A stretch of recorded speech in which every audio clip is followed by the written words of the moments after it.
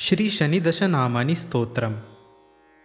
नीलाञ्जनसमाभासं रविपुत्रं यमाग्रजं छायामार्तण्डसम्भुतं तं नमामि शनैश्चरं।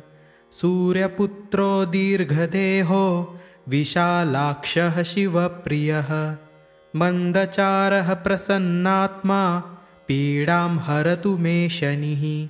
कोणस्थः पिङ्गलो बभ्रुः कृष्णौ रौद्रं तको यमः सौरिः शनिश्चरो मन्दः पिप्पलादेन संस्तुतः।